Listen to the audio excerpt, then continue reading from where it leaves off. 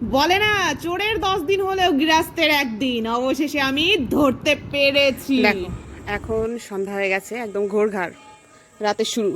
এখন সেই ভিলেনটা আমার কলোনিতে এন্ট্রি নেবে। শয়তানটার আসার সময় হয়ে গেছে, এসে পড়েছে নাকি অলরেডি জানি না।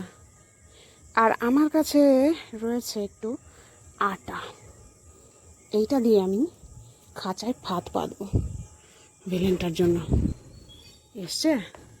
এসেছো ভিলেন? আসেনি এখনো। চলো ভাত পেতে রেখে আসি ভেতরে গিয়ে, কালকে দেখা যাবে রেজাল্ট।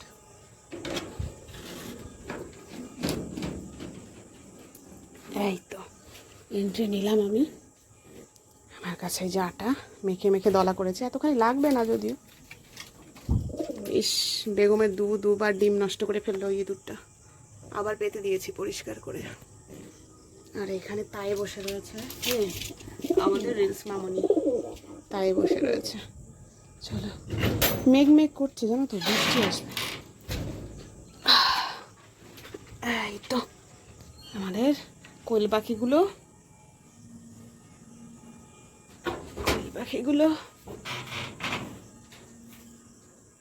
খাঁচাটা কোথায়? এই হচ্ছে খাঁচাটা, এইটার মধ্যে আমি পাতবো। তার আগে এই লোহার রডটা পড়ে গেছে, এটাকে বাজিয়ে দিই। এখানটা ওরা বসে থাকে, বাজানো থাক। ওমা, ওটা কি গো? কোয়েল পাখির ডিম। অনেকদিন পর একটা পেলাম, আর একদিন একটা দেখলাম খেয়ে গেছে এই দূরে। এইটা আজকে থাকলে এটাও পেতাম না। যাক, এটা এখানে থাক, এখানটা থাক, ভালো ডিম। আর আমি খাঁচাটাকে রেডি করি।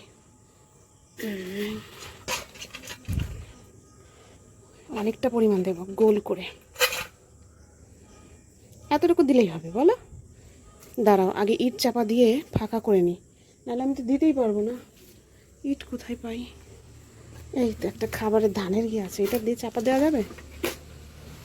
ওই ওই, ছি ছি ছি, ডিমটা ভেঙে গেছিলো প্রায়। দূর, পাগল আছি আমি একটা।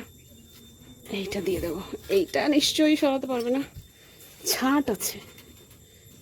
আবার খাঁচাটা শুদ্ধ ভেঙে না যায় ভাই, দূর, খাঁচাই ভেঙে যাবে। তার থেকে মোবাইলটা বন্ধ করে আমি আগে দিয়ে নিই।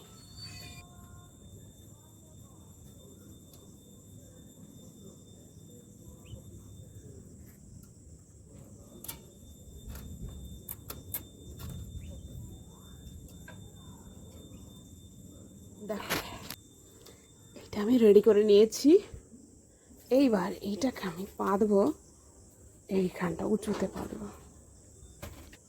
দেখো, ফাইনালি আমি ঠিক এইরকম করে পেতে রেখে গেলাম। থাক, এখন আমি বাড়তি আটাটা ডিমটা নিয়ে আচ্ছা নতুন কবুতর আনবো হাটে থেকে। কে কোথায় বসে আছে? আমাদের বেগম, রিলস মামনি, বেগমের সে প্রথম বাচ্চাটা, আমাদের ময়ূরী, বাদশাহ, ওইখানটা আছে রিলসের বেবি। ও না, এটা তো কালদম। আর এই ওদের বাচ্চা। এই হলো গিয়ে আমার রাতের কলোনি। ওহো, দরজাটা আটকায়নি।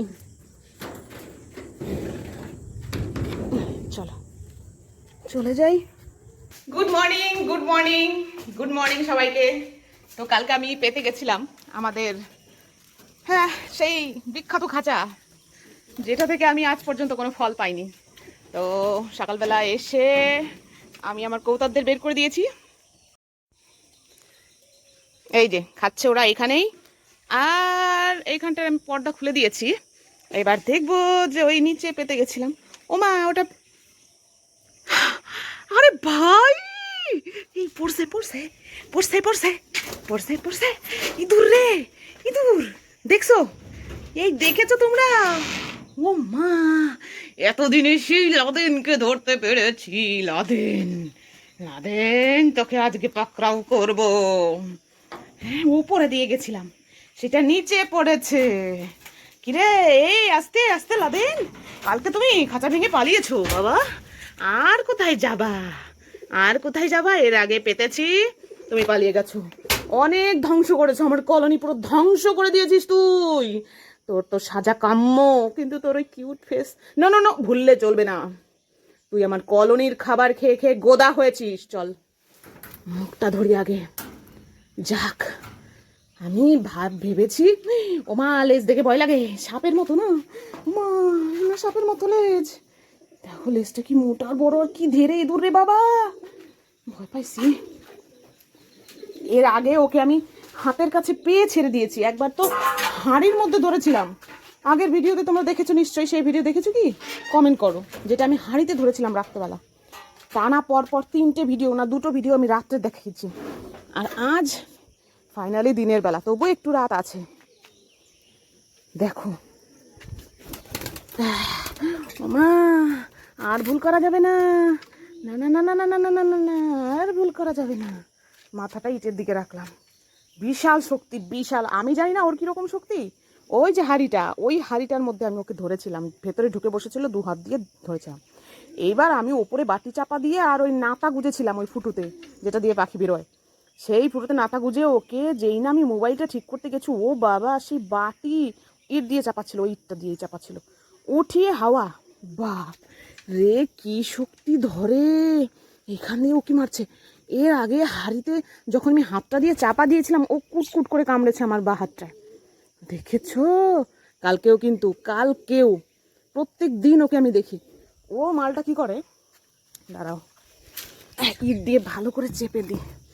হ্যাঁ এবার আর ঠিক আছে, এবার বলি মালটা কি করে। প্রত্যেক দিন আমি এসে এখান দিয়ে টুকি মারি, দেখি হ্যাঁ ওই বরাবর এসে ওই উপরের যে যে যে ওই যে লাম্বার বসে রয়েছে, ওই বাঁশটা দিয়ে এসে এই দিক দিয়ে ধীরে ধীরে এই কোণা দিয়ে বেরোয়, বেরিয়ে ঝেড়ে দৌড়ে এই দিকে এসে এই যে ফুটোটা আছে না, এই যে এখানে ফুটো, এইখান দিয়ে দৌড়ে নেমে এই সাইড দিয়ে বেরিয়ে ঝেড়ে বাইরে দৌড়।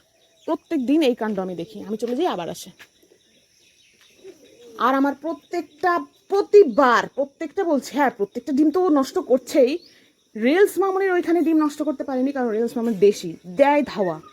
আর এইখানে এসে দুবার 4টে ডিম আমার নষ্ট করলো। ওই যে বেগমের ডিম, হাফ লক্কা তো হতো, 4টে বাচ্চা তো বেরোতো।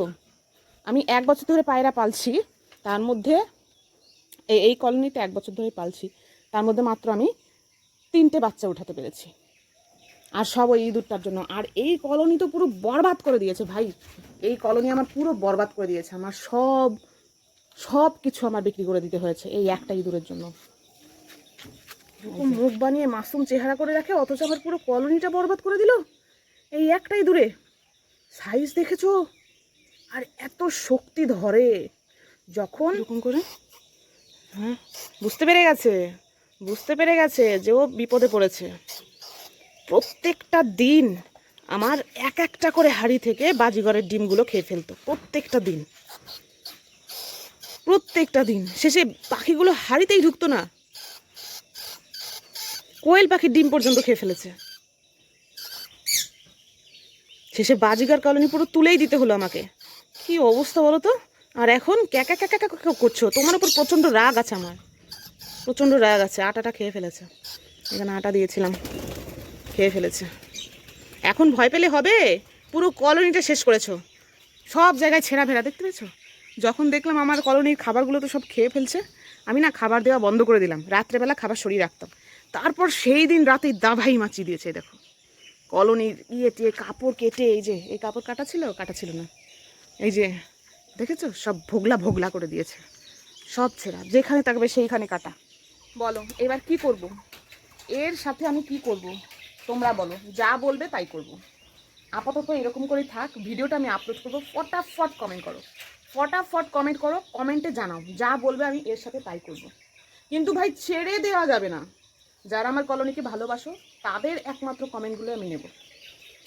কি করতে চাও এর সাথে, তোমরা কি করতে চাও? তোমাদের রায় আমার রায়। তো চলো আজ ভিডিওটা শেষ করছি, আর ফটাফট কমেন্ট করো। আপাতত ও এইভাবেই চাপা থাকুক, তোমরা বলবে কমেন্টে, তারপর আমি এর ব্যবস্থা নেব। এইভাবেই থাকবে, ওর শাস্তি এইটা।